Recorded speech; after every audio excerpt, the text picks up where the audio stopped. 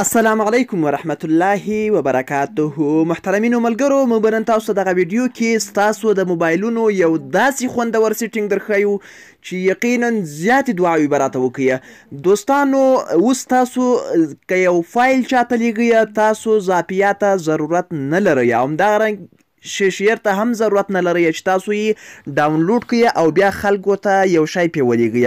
دوستانو، موږ به نن تاسو ته په دغه ویډیو کې د وای فای د همدغه وای فای ډیر خوندور پټ راز ښیو. د دې په ترو سره، د دې په توسط سره تاسو اوس کولی شئ چې په ډیرې اسانۍ سره ډیر غټ فایل، ډیر غټې ویډیوګانې په یو څو سکندو کې تاسو بل موبایل د بل چا موبایل ته ولیږئ. دوستانو، دغه راز په دغه وای فای کې پروت ده.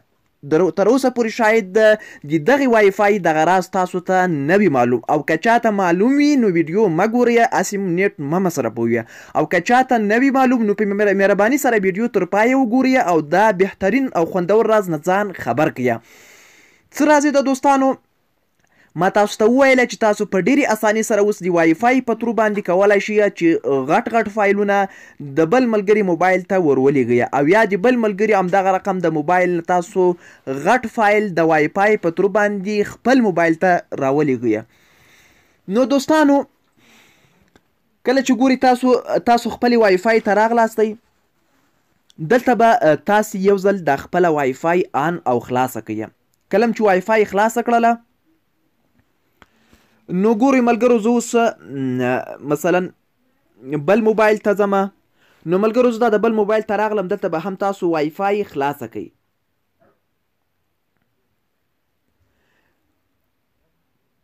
کله چې وای فای خلاصې کړلې، نو مثلا کوم موبایل ته چې تاسو شیان را لیږئ، مثلا زه دغه موبایل ته اوس د بل موبایل نه شیان را لیږم، نو دلته به دوستانو تاسو په وای فای ډایرکټ باندې اوکې وکړئ.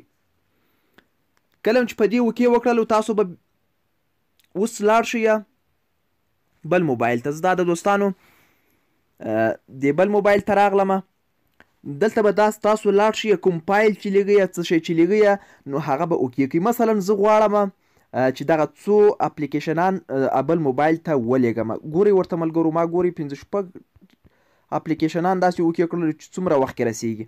دا هم چې کله اوکې کړلو، همدغه رقم یا نورې ویډیوګانې به دا به تاسو اوکې کوئ په دې موبایل کې. بیا به دلته تاسو په شیر باندې اوکې وکړئ. په شیر هم چې اوکې وکړو، دلته د وای فای ډایرکټ په نوم باندې ګورئ اپشن شته، دا به اوکې کړئ. دا وګورئ ملګرو، ما بل چې وای فای خلاصه کړې وه، ما ته یې هغه موبایل راواړولو، فون ګلیکسي G5. دا به تاسو اوکې کړئ. بیا به اوس بل موبایل ته لاړ شئ.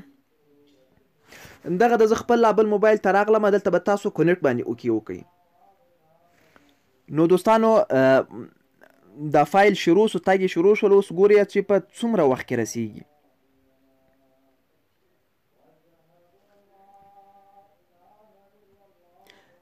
دا وګورئ ملګرو، ټول اپلیکیشنان فقط په یو سکند کې، په 2 سکندو کې ورسېدلو. نو دا و د وای فای خوندور او بهترین پټ راز چې ما له تاسو سره شریک کړلو. ګورئ، اوس بل موبایل ته هم ځم، تاسو ته یې ښیم چې دا فایلونه راغلي دي.